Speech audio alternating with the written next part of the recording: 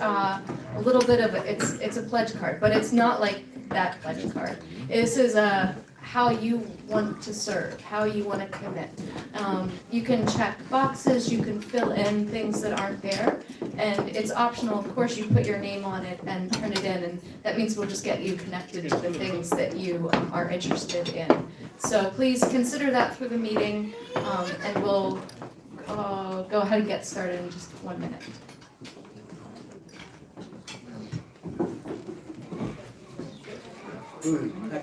Oh, good. Really, really good. Good food is always a good start, right? Yep.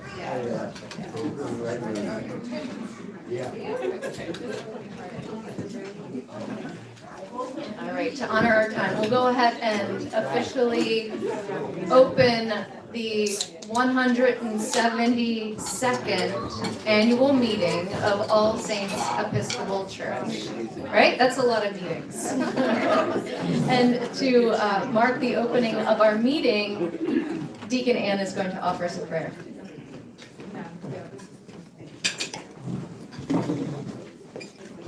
And so we are gathered here, uniquely in all of history, we particular people in this singular time and place.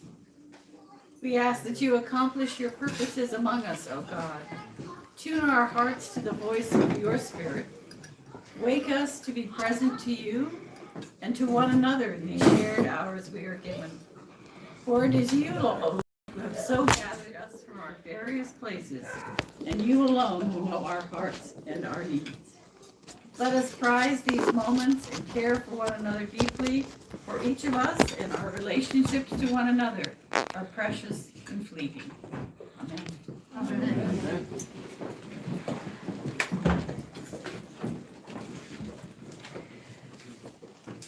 Next, we will appoint our clerk for this annual meeting. And Grace, are you willing to serve as our clerk? Awesome. Let's officially elect Grace into the role of our clerk. Thank you for taking minutes today. The minutes last year's minutes are in your meeting booklet. If you flip to the next page number 4, you'll see the minutes from the 171st meeting. You can browse over those. If there are any corrections, changes, I'd be open to receiving those now.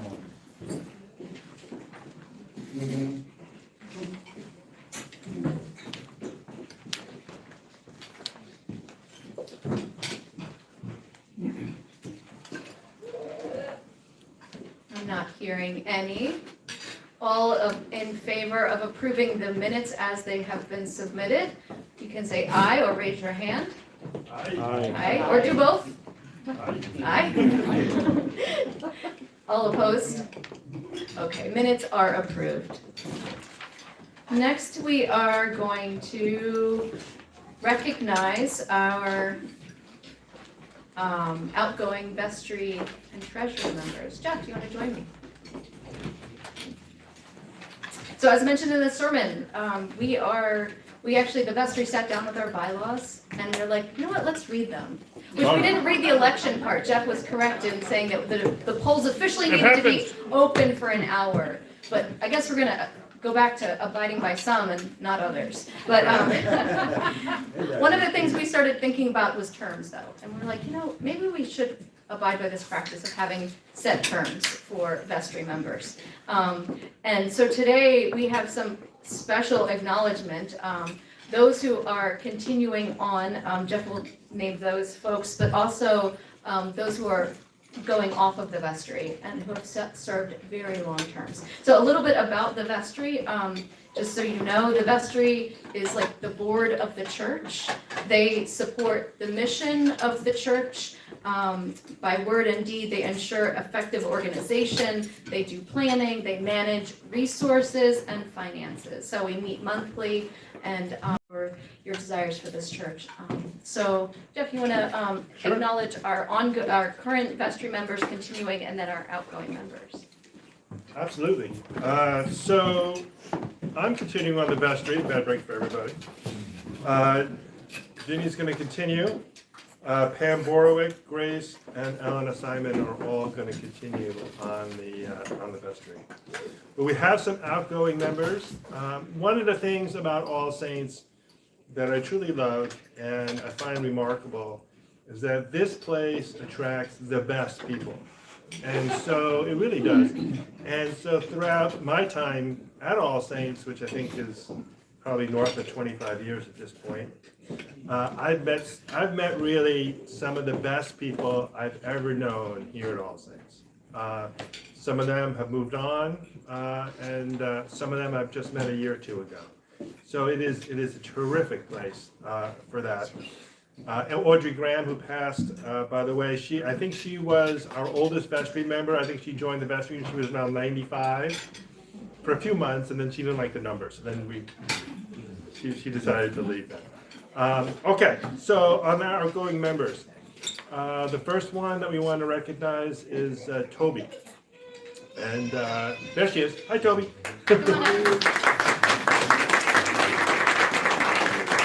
Toby has such a great heart and has been involved in so much that we've done here.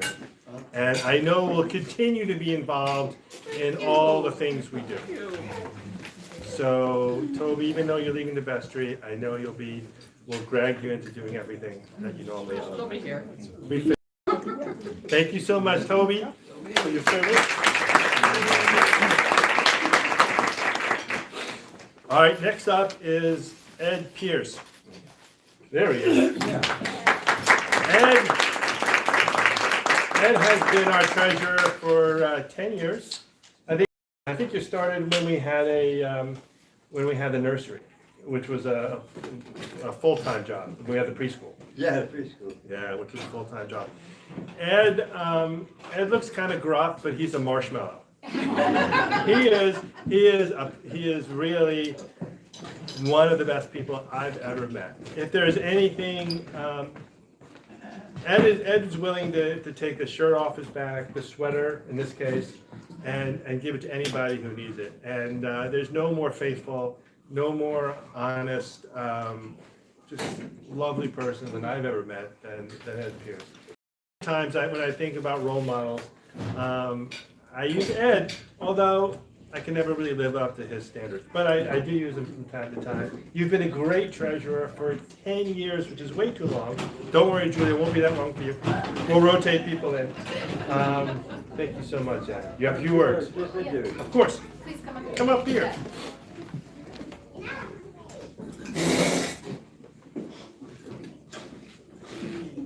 Hi, everybody. Hey. I gotta tell you, it's been an honor and a privilege to serve you. I love and respect all of you because you're here seeking to better yourself in this crazy world that we live in. It's not easy. It really isn't. I just want to recognize that I really do miss all those who have departed, who I knew when I first came in here. The names, too many to mention, unfortunately. But I will say this, All Saints offers many opportunities to the various ministries, and I encourage everybody to participate. I've been involved in every single one of them. I felt like that was my responsibility, was to at least have my finger on the pulse of what these ministries were doing. But I think you should all try to go out and find one that works for you. The Holy Spirit works on the ground, but we're the ones that have to do the work on the ground, not the Holy Spirit. So anyway, I just wanted to say thank you, everybody, for all your love and support, and I really do wish the best. And I'll keep you in my prayers, and please keep me in yours. Thank you. Thank you, Ed.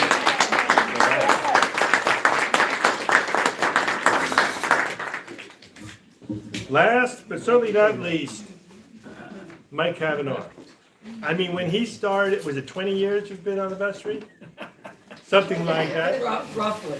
I think on time, he had all black hair then. It's all turned gray over the years. I don't think that had anything to do with the vestry service, but there's been a lot of changes to Mike over those 20-odd years. That's me. A lot of good ones. Mike roped me into being warden the first time that I decided. I said yes, and at that time I made him promise that I would leave first, and then I wouldn't have to be the senior warden for any period of time. Sorry. And now apparently he's lied to me, but no, he actually kept that promise, and I came back. for another duty. Mike has been a heart and soul of our place, and he will continue to be the heart and soul of our place. Even though he's going off the vestry and will not right now, he will do all the things that we otherwise know Mike will do. So, we're not really losing much, except that he won't be in our meetings, but he'll be here for all the help and support that we can ask. So thank you so much, Mike, for all the years, and you'll be back on vestry in some time. Okay?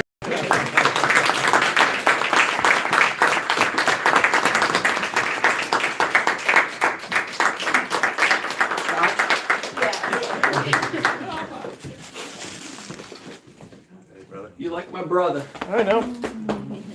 We're almost there. I'll be brief. Serving at this place has been one of the honors of my life. And I'm not going to talk too much because I'm going to probably start to cry. But it's been an honor. And I hope that I've had some role in bringing All Saints into this space and the condition that we're in right now.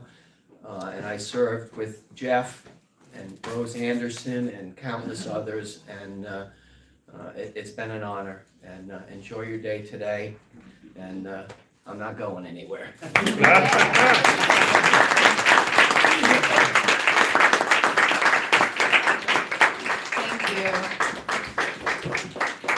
So next we have our nominating committee will be presenting our nominees that are coming on to vestry, hopefully, if you elect them.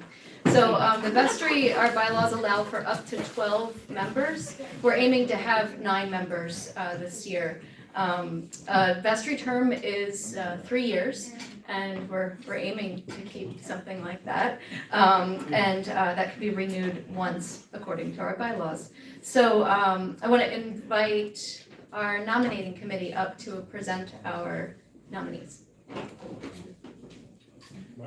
That was Mike and Elena. See, Mike, you're not done service.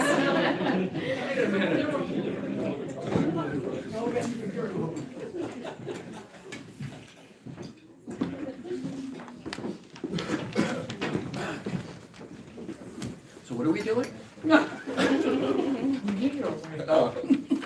Nominated committee. Okay. Do you know who your nominees are? Yes, but Here you go. I'm sure we get carried, so.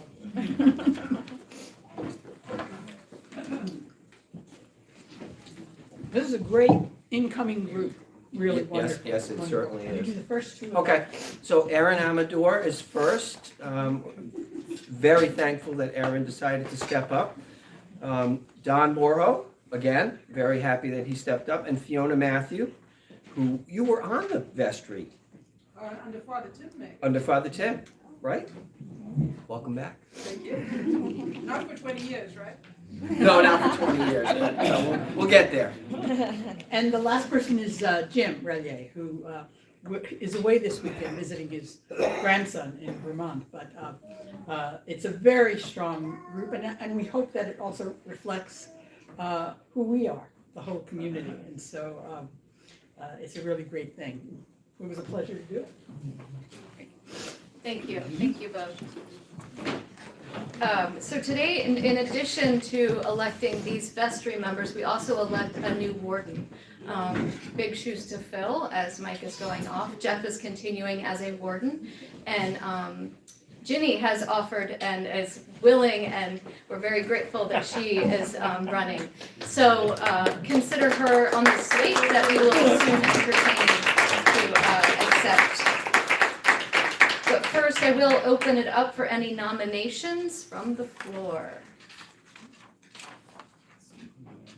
That's what I thought. And I'm glad for that. So we can go ahead, seeing none, it's an uncontested election, we can I'll entertain a motion and a second to just accept this slate of vestry members and a new warden by acclamation. So I need a motion and a second to do that. So a second, and we have a second. Okay, is there any objection to electing the slate by acclamation? None? Then we can congratulate our new slate of vestry members and our.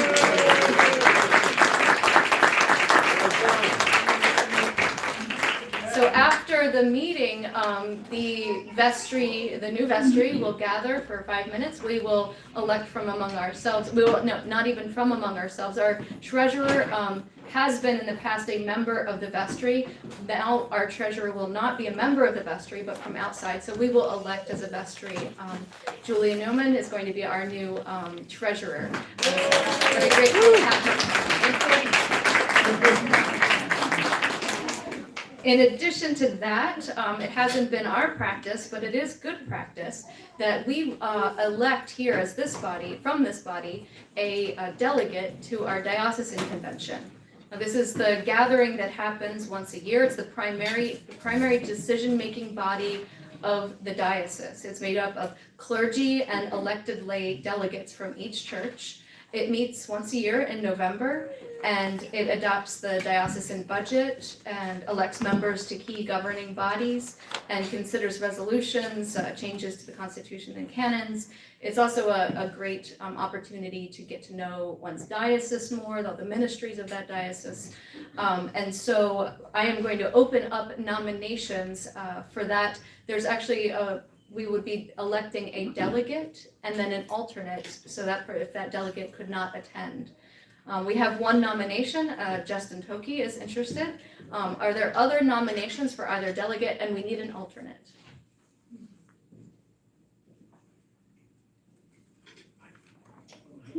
I'd be happy to be the alternate. All right. I've been to convention many times, and it is a great opportunity to meet the bishop and everybody else who's there, so be happy to be the alternate. Wonderful. A motion and a second to accept that by acclamation? Moved and a second? All right. Any opposition to accepting by acclamation? Then congratulations to our new delegate and alternate. All right, now to the fun stuff. Our financial report. I say it's fun stuff because, the vestry and Justin and I mean, we have been poring over these numbers, and it's such a relief to finally share them with you. So here we go. Way to phrase it. Okay.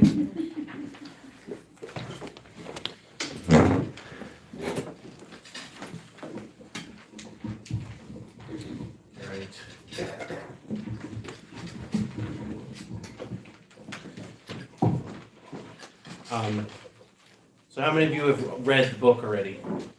Show of hands. Okay, that's not enough hands. All right, I'm going to have to do some exposition here. Very much encourage you to read this. This took quite a bit of time to assemble this book. We had all these reports from all the various committees and things. This is probably the largest meeting book I've ever seen. It's almost 9,000 words. So, have some light reading. The financial report you'll find on page 8, starts on page 8, and it will go through page 14. So, we've got quite a bit to work through here. So I need to set the stage a bit because I'm relatively new to what I've been doing here. So I've been the organist here for almost 4 years. We'll hit 4 years this year. But this year I started as the parish administrator and bookkeeper. This was after Chris Bishop came on as interim, and then I took over in July to get our books in order and just generally fix things up. All that's outlined in the parish administrator report. You are free to read that at your leisure. But what became clear after we started actually digging into our processes is we had some serious, how to phrase it, like either processes they didn't exist at all, or we were kind of just making it up as we went. We weren't following best practices. And that's what we've been working through this year to try and fix. So part of that resulted in us not having a good and honest picture of where our financials are, right? So one thing we did this year in terms of bookkeeping is every single invoice for the year of 2025 was properly logged in our accounting software, which is Realm. We talk about Realm all the time. Not only is that our church management software, as they call it, but it's also our accounting software. So every invoice was put in there with the proper codes as best we could, and we'll get to the codes in a minute. We put it in there as best we could, and we made sure that every single expense that we had was authentically tracked, okay? So that's very important.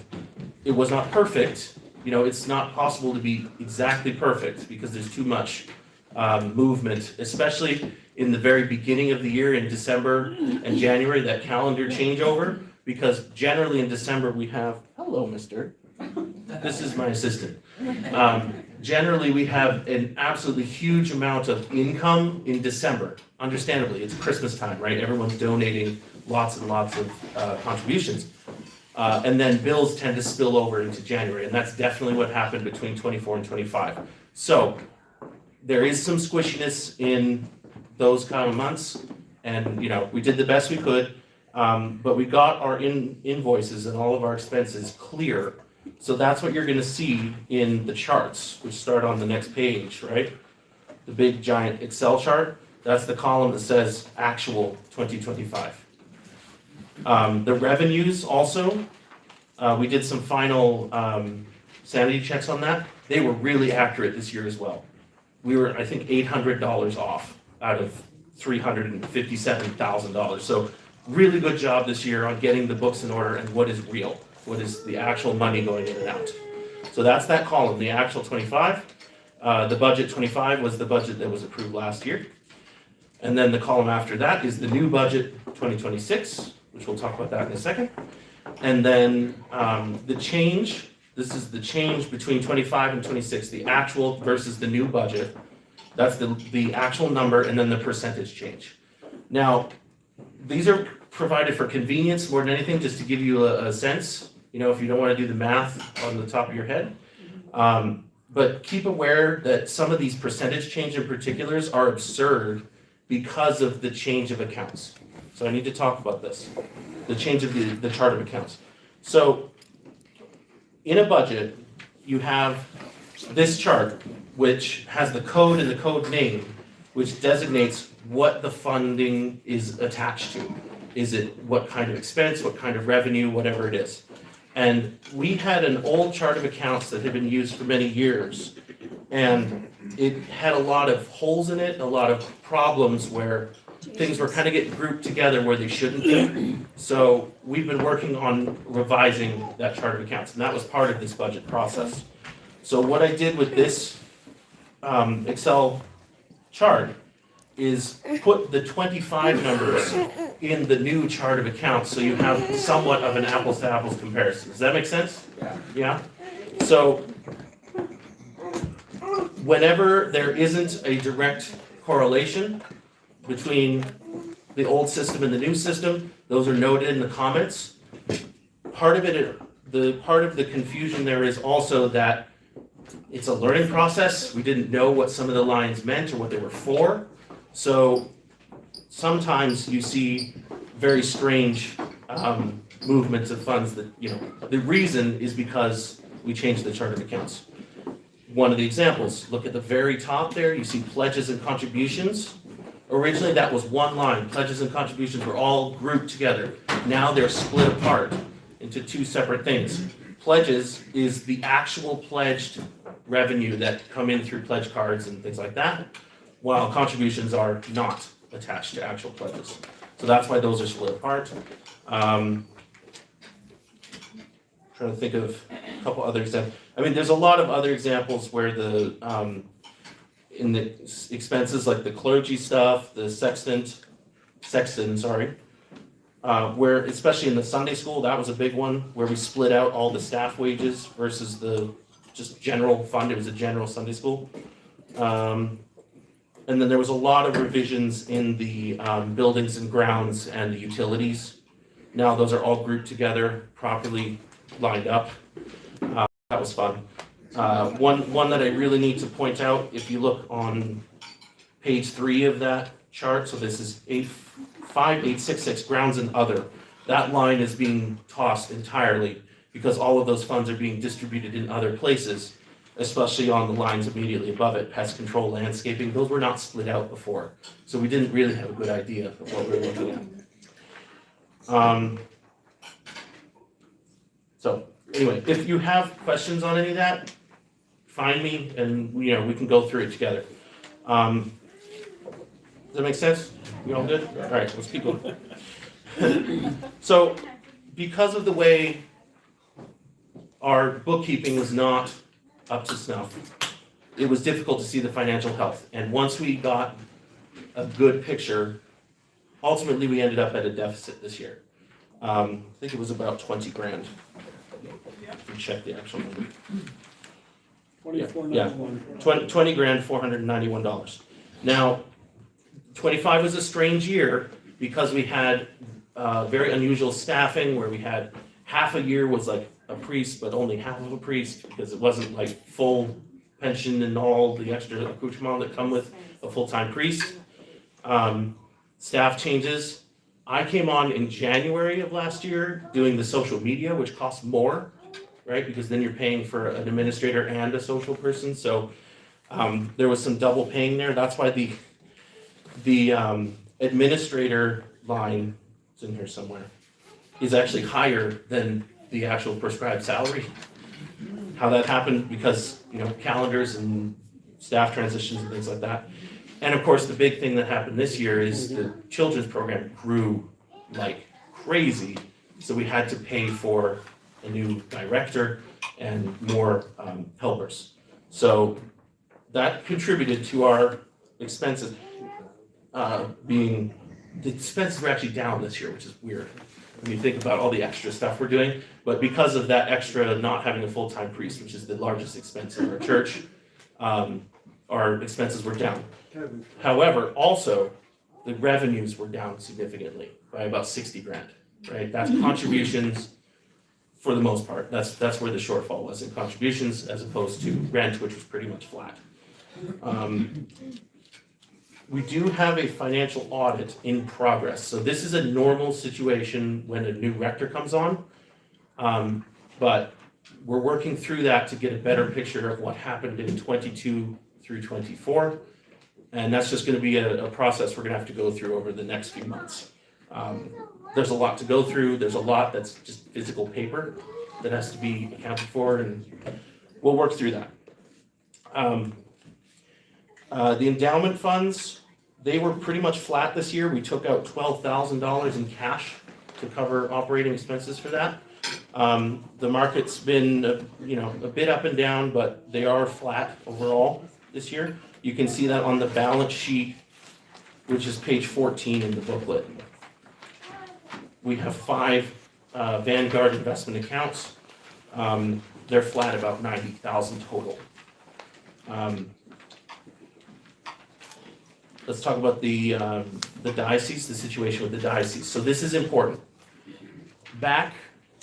Going back several years, this church hasn't been paying the apportionment to the diocese. And this year was a huge step forward for the diocese in general to revise the math, the formula for what each individual parish pays to the diocese for their apportionment. That's called the common mission share. If any of you were paying attention to the convention that happened in November, there was this big whole thing about that, but the diocese approved it overall, which means our number that we have to pay went down significantly because of that new math. So it's about $9,000 for the year. The problem is we owed about $250,000 in arrears going back several years, right? The reasons for that are complicated, and I'm not sure we have all the best picture of what's happening there between us and the diocese, but at this point it's moot because it's all been forgiven. That was part of the common mission share. As the bishop called it, a jubilee moment, right? And millions of dollars in arrears across the diocese were forgiven. It's nuts. I don't know how they got that through. I mean, free debt relief is always good, right? So the catch, it's not really a catch, the condition of that forgiveness of the arrears was in '25, we had to pay our normal amount, which is something like $25,000. We appealed to the diocese to revise that down, given our financial situation, and they countered with $10,000, which we paid in December. So that has been paid, and we've already started paying the 26 number every quarter, which went out the first week of January, because it's quarter one. So we've been working very closely with the diocese, a lot closer than in the past, and they have been incredibly helpful to us in this transition, helping Jesse move into the rectory and dealing with the mold situation there. They just covered it. We didn't have to pay for that, which is a huge expense. So whenever you see the canon next time, he'll be around. You know, shake his hand, I think. 2 weeks from today. Okay, so the 26 budget, the vestry went through this process. We started earlier than I think we ever have. We started in November, and we had 5 budget meetings across that time. We went through every single line, and essentially what we did is we took those actual 25 numbers that we knew were real, we knew that we could trust them, and then figured out what the budget would be for the next year.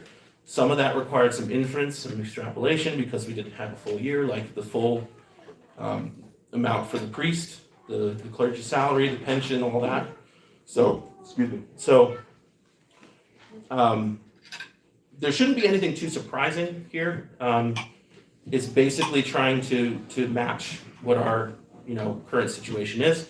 There's a couple big changes though.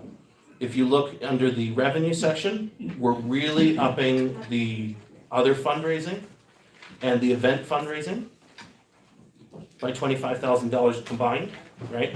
That's upping our revenue numbers, and we're going to work really hard to work on that.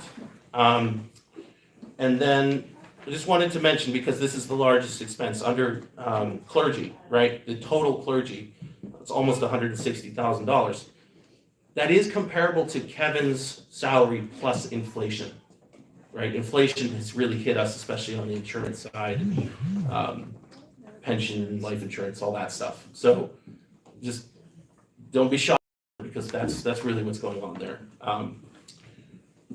Anything else? Utilities are really high. If you look on the third page there, you can see the utilities. The fuel oil is 25 grand a year just for this building. That's a real problem that we have to address with the capital campaign at some point. Not only replacing the boiler with something more efficient, but also insulating the building, fixing the windows and all that. That's a project for buildings and grounds that we're gonna have to work on in this coming year and figure out what we're gonna do. Am I missing anything? I think that's covering the basic numbers. Maybe open to questions, yeah.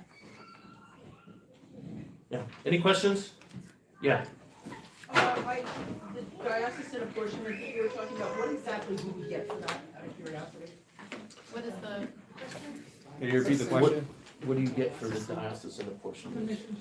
The benefits? What are the benefits to us to pay the diocese? Yeah, I know everybody has to pay it, but I look at it as a tax. But I'm just Oh, wondering, right. What do we get back? Yeah, well, this year, I mean, if you look at the report, it was $15,000 helping to have your new rector move here, $8,000 in helping with the rectory with mold remediation. So, I mean, this year there's actually numbers to what we got. But what we also get is, I mean, this is important that we are connected to a larger body. This is part of who we are.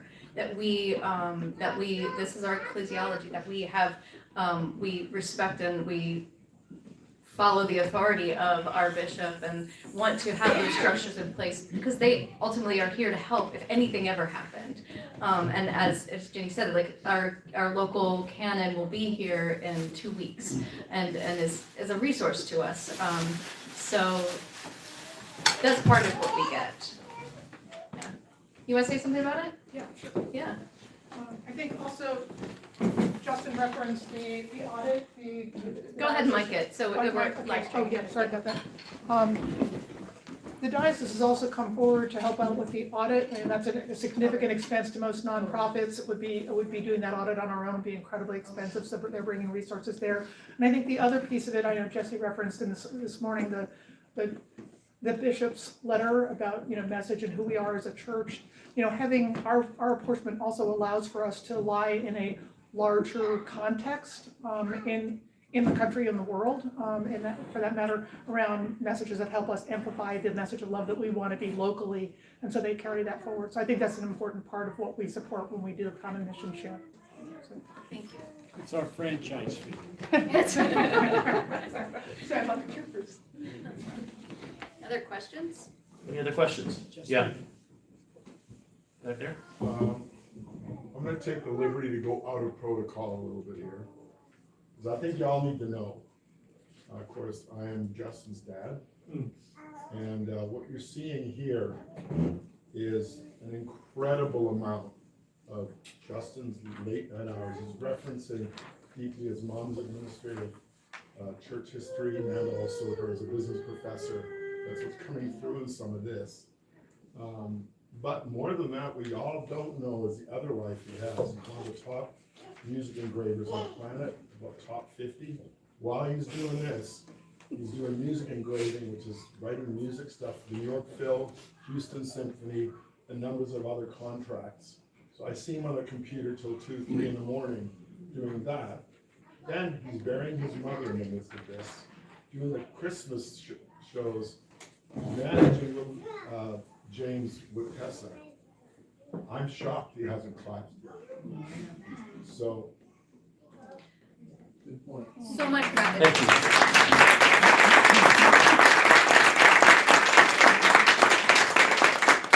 Yeah. I wanted to say quickly, I'm jumping in as the new treasurer, and my background is I used to be director of finance and administration in investment banks on Wall Street, which is obviously pretty intense, things with high expectations, and I would have killed to have Justin.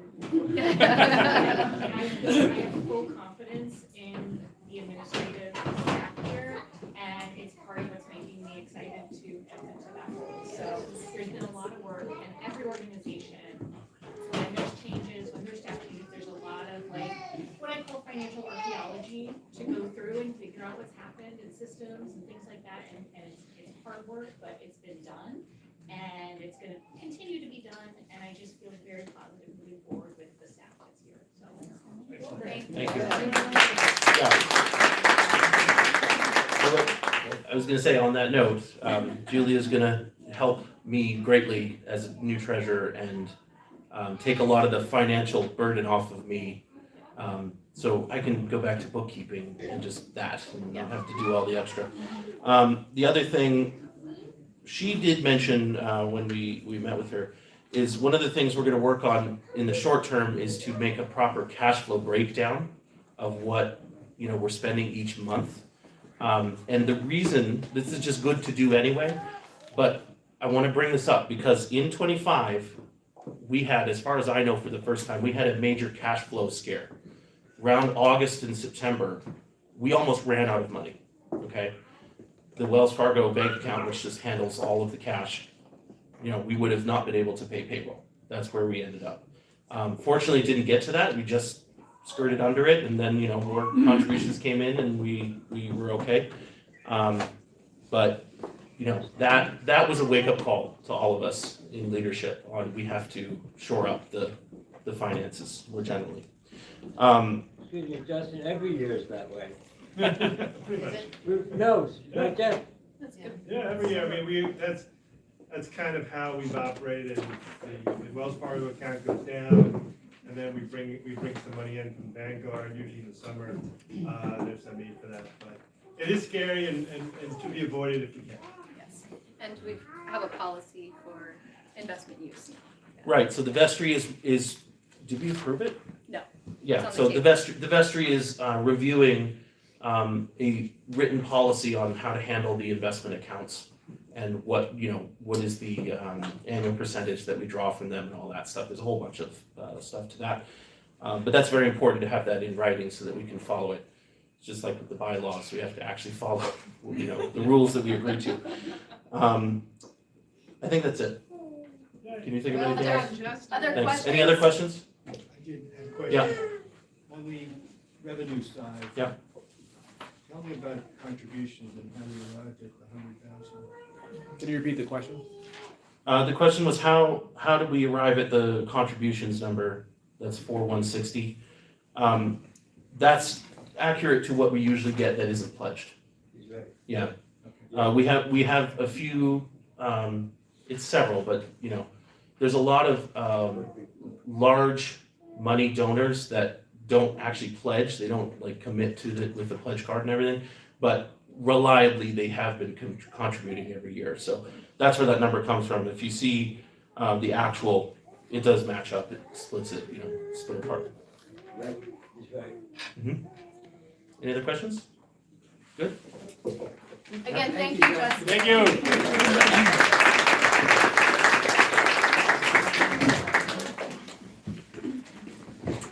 All right, now we're going to move on to our warden's report. Jeff. Mike, you can come up one last rodeo? All right, I'll come over.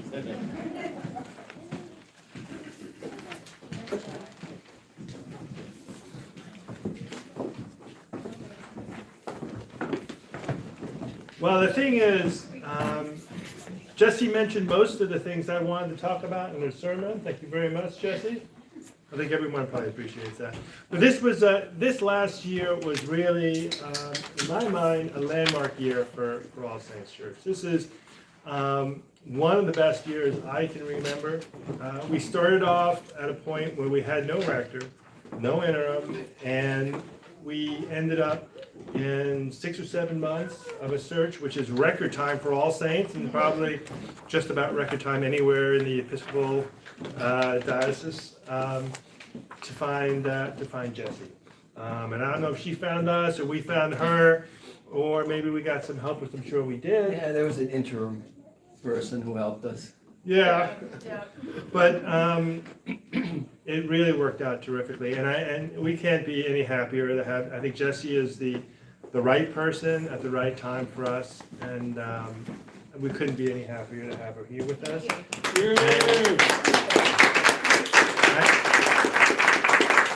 I know her official title is priest in charge, but we just call her rector anyway, because that's just a formality, and we will make her a rector. There are a lot of other great things that happened, and this is why I think it was a seminal year for us. Our youth group our little people went from 4 or 6 to 14 reliably, and that's just an amazing growth. The spirit that we have in All Saints over this last year has been so great, so heartwarming.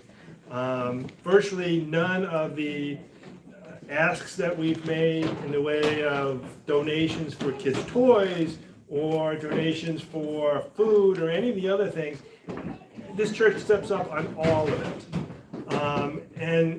And for me, I think when we started with Kevin 5 years ago or so, maybe that was 6 years ago, we talked about a church that was love-based and outward-looking. Everything we were going to do is about love and be outward-looking. And I think back then that was a little more aspirational than it probably was at the time.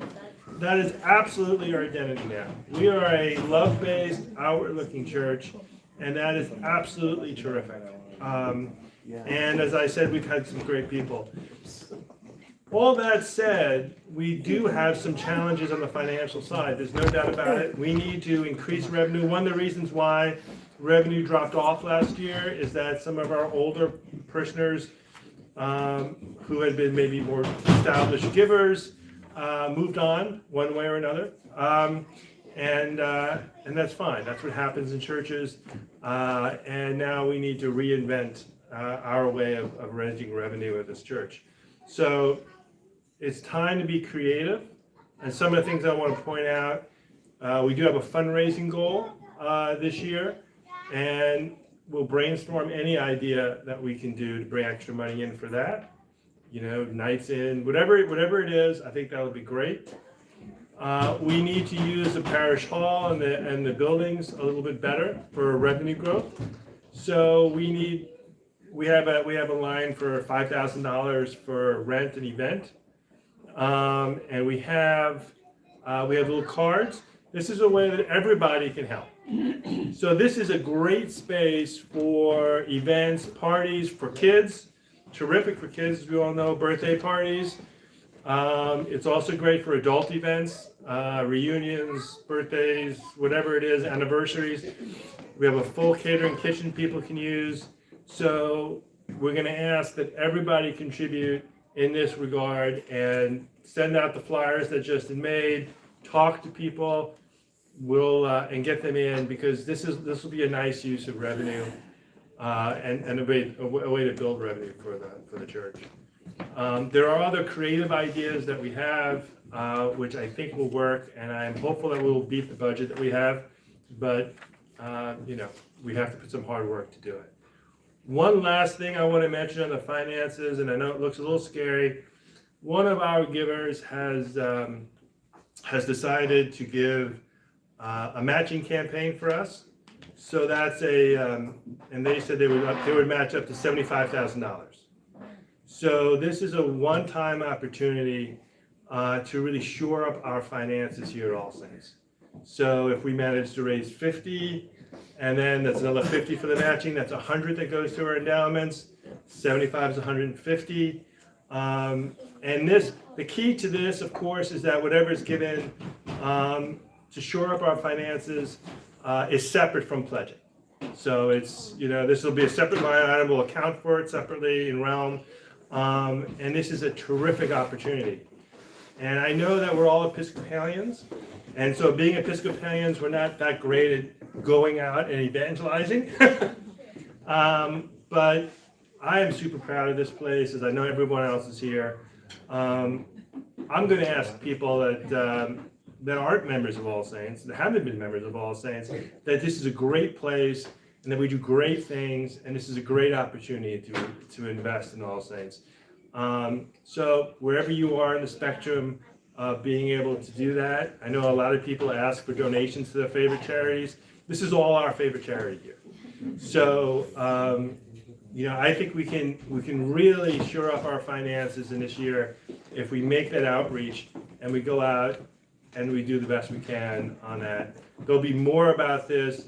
Ginny and I will work on how to roll it out, which we will shortly. But this is really a super opportunity, and really we have such a great lineage of people that have been here. And I know they're all smiling down at us and saying, we're doing the right things. So that's the most important thing. And when it comes to a church, there's a lot of things that could be problems at a church. It could be attendance, it could be spirit, it could be a lot of different things. Finances is a problem, but this is one that I think we can handle. And of all the different problems that a church can have, I think this problem is probably the best problem to have. Because we can handle this problem if we are creative and we go out and do what we can do. What else you got?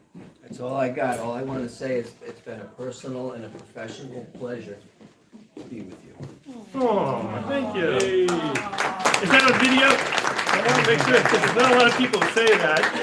I want to make sure that's memorialized and that we send that out. Yeah, and you're getting the next lunch. Oh,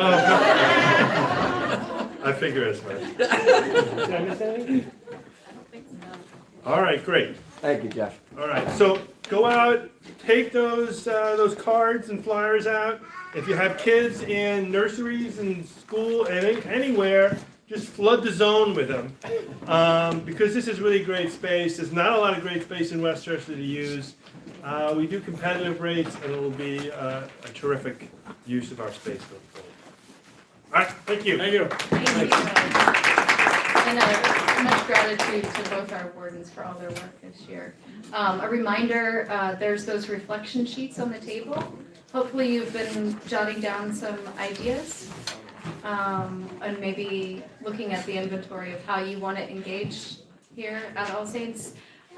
Maybe you spilled food on yours and you have to wipe it off first, right? Yeah. You still have time. There's pens on the table. You didn't have to do a ballot, but you could do this instead. So fill it out, and you can leave them up here at this table when you're done. Just drop them up here. We are not going to use your name publicly attached to what you write. We'll compile the information and use it privately in the office. Want to give a big thank you to those who organized the lunch today. That would be Ginny and Eleanor. And a big big thank you to Don, who stayed till what time last night to set up for us. We had a rental in here yesterday, so he stayed, cleaned, set up. Thank you, Don.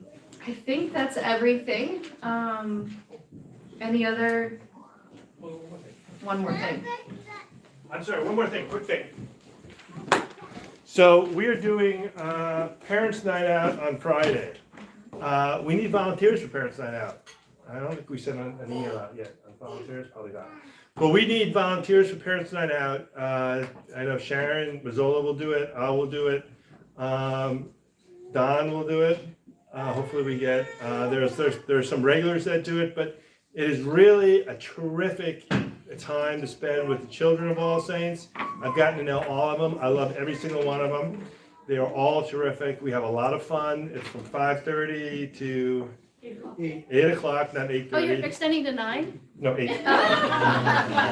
It's exhausting. I gotta tell you. I mean, if we're gonna be honest, I mean, it's a lot of fun. It's great. By the time the parents come at 8 o'clock, we're like, oh, thank goodness. You know, we haven't lost any kids yet, but this is a great way to help serve everybody. It's a lot of fun. We have pizza. Don sings songs. It's all very good for us. Well, you will. Don't worry. But please let me know. Sign up. This Friday is going to be great. Thank you, Jeff. All right. Deacon Ann, would you like to come up for and offer the closing prayer? Deacon Ann.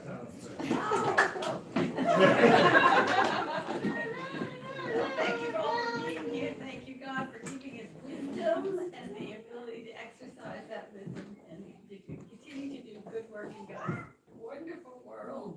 And thank you for being here, all saints. Amen. Amen. Thank you, Ann. All right. Well, we officially close the meeting then. Thank you all. Amen. Thank you.